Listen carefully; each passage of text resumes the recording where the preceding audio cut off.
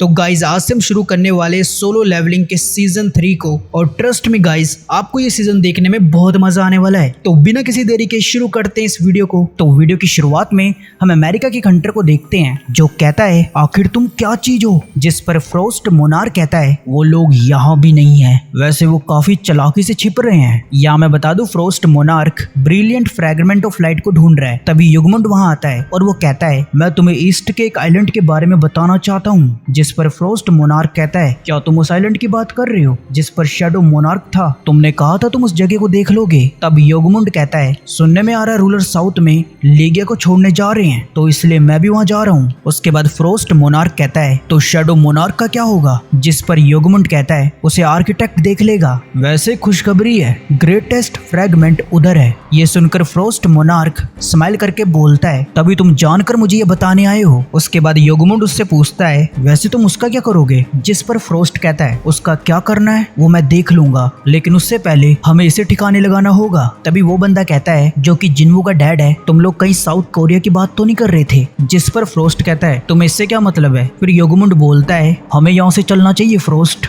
ये बोलकर वो पोर्टल से जाने लगते हैं। तभी जिन्वू का डैड फ्रोस्ट पर हमला करने जाता है, लेकिन फ्रोस्ट अपनी आइस से खुद को डिफेंड कर लेता है। फिर तभी वहाँ बहुत बड़ा एक्सप्लोजन होता है। उसके बाद सीन रेड गेट की तरफ चेंज होता है, जिधर एक मॉन्स्टर कहता है तुमने मेरे साथियों को निपटाया है, मानना पड़ेगा तुमने इतनी छोटी बॉडी से ये काम करके दिखाया है, और इसके साथ ही तुम हमारी लैंग्वेज भी बोल सकते हो। यहाँ हम देखते हो मॉन्स्टर ये बातें जिन्वू को बोल रहा है। उसके बाद वो मॉन्स्टर कहता है मेरे सभी साथी तुम्हारा बेसब्री से इंतजार कर रहे हैं, जल्दी सब बाहर आ जाओ। ये सुनकर जिन्वू बोलता है अब मुझे इसमें मजा आने लगा है। जिन्वू के ये बोलते ही उसके सभी सोल्जर बाहर आ जाते हैं और वो उस मॉन्स्टर के साथियों को पेल देते हैं। ये देखकर मॉन्स्टर का लीडर बहुत शॉक्ड होता है। आगे हम देखते हैं जिन्वू की शैडो आर्मी एक एक करके उसके सभी साथियों को निपटा देती है। अब ये देखकर मॉन्स्टर को गुस्सा आने लगता है। तभी इग्रिस और बीरू उस मॉन्स्टर पे हमला करके उसका एक हाथ और उसका एक पैर काट देते हैं। उसके बाद टर्स्क अपनी स्किल इनवर्स ग्रेविटी का यूज करता है, जिससे वो मॉन्स्टर जमीन में घुस जाता है। आगे हम देखते हैं जिन्वू उस मॉन्स्टर के पास आके बोलता है अगर तुमने मेरे सभी सवालों का जवाब दिया तो तुम्हें मरते टाइम कम दर्द होगा, लेकिन हमेशा की तरह सिस्टम इंटरफेयर करता है और उनकी बात पूरी नहीं होने देता है। उसके बाद जिन्वू अपनी इन्वेंटरी से कुछ निकालता है और ये की थी जो उसे जीजू आइलैंड रेड को पूरा करने के दौरान मिली थी। उसके बाद हमें इस की के बारे में बताया जाता है इस की के थ्रू कार्टियोन टेम्पल में एंट्री की जा सकती है। इसके साथ ही इसका यूज किसी स्पेशल गेट पे किया जा सकता है और इसकी इन्फॉर्मेशन टाइम आने पर खुद मिल जाएगी। उसके बाद जिन्वू कहता है तो ये की कार्टियोन टेम्पल की है, मैं कभी उस डबल गेट डंजन को नहीं भूल सकता हूँ। लगता है सिस्टम मुझे उस डंजन के पास बुला रहा है, जिससे पता चलता है अब ये स्टार्ट हो गया है, लेकिन अब टाइम पहले से अलग है, तो मेरा इंतजार करना, मैं जल्दी वहाँ आऊंगा। जिन्वू के ये बोलते ही सीन टेम्पल की तरफ चेंज होता है, जिधर वो स्टैचू क्रीपी से स्माइल कर रहा होता है। तभी सीन जिन्हो की तरफ चेंज होता है, जो कि जिन्वू के हेटर्स की कंप्लेंट कर रहा होता है। फिर जिन्वू वहाँ आकर उसे बोलता है लगता है तुम बहुत मेहनत कर रहे हो, क्या तुम्हें कोई दिक्कत तो नहीं हो रही है, जिस पर जिन्हो कहता है नहीं तो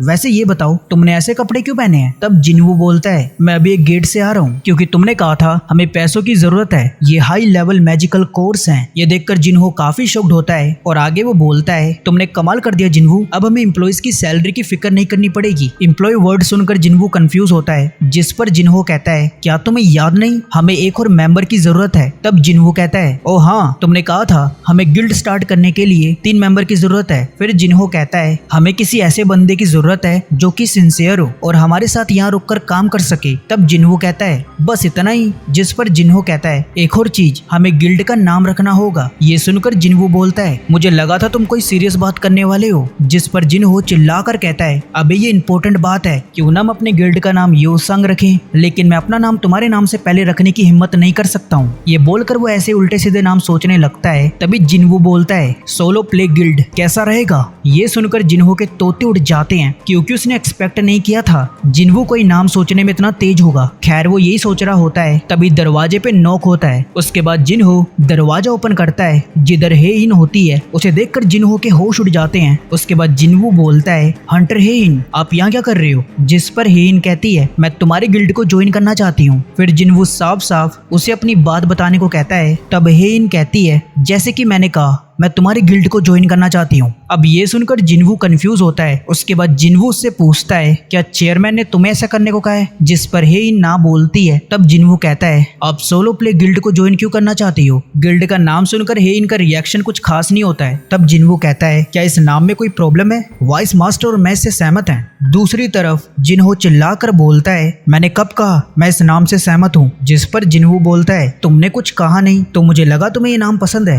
ये सुनकर जिन्हो की बोलती बंद हो जाती है। आगे जिन्हो हेइन को देखकर सोच रहा होता है ये बस शांत होने का दिखावा कर रही है, पर ये मुझे बेवकूफ नहीं बना सकती है। उसके बाद जिन्हो उससे पूछता है तुम्हें अवेकन हुए 2 साल हो गए हैं तो मुझे लगा तुम अभी भी हंटर गिल्ड के साथ होगी। जिस पर हेइन कहती है मेरे पास पेनल्टी भरने के पैसे हैं। उसके बाद जिन्हो से कहता है मुझे माफ करना पर हमारे पास आप जैसे हंटर को हायर करने जितने पैसे नहीं हैं। जिस पर हेइन कहती है आप गलत समझ रहे हो, मुझे पैसे नहीं चाहिए। तब जिन्हो बोलता है तो तुम ऐसा गिल्ड क्यों ज्वाइन करना चाहती हो जिसमें तुम्हें कुछ हासिल नहीं होगा। अब ये सुनकर हेइन अपने मन में कहती है अब मैं इसे कैसे समझाऊं। ये बोलकर वो जीजू आइलैंड रेड का सीन याद करने लगती है जब उसे हेलीकॉप्टर में होश आता है, जिधर चेयरमैन उसे बताते हैं हंटर जिन्हो ने उसको बचाया था। अब ये सुनकर हेइन ब्लश करने लगती है और वो कहती है तो वो सपना नहीं था, वो सच में आया था। उसके बाद सीन प्रेजेंट में चेंज होता है, जिधर हेइन अपने मन में कहती है मैं इसे कैसे बताऊं कि मैं इसके साथ रहना चाहती हूँ। ये बोलकर हेइन शर्मा कर अपने मुंह पे हाथ रख देती है। अब ये देखकर जिन्हो सोच रहा होता है आखिर ये मुझे कुछ बता क्यों नहीं रही है। इसका ब्लशिंग फेस देखकर लग रहा है ये मुझसे कुछ छुपा रही है। उसके बाद जिन्हो उससे फिर से पूछता है, जिस पर हेइन कहती है मैं बस आराम से जीना चाहती हूँ, क्या इसमें कोई प्रॉब्लम है। आगे जिन्हो के कान में बोलता है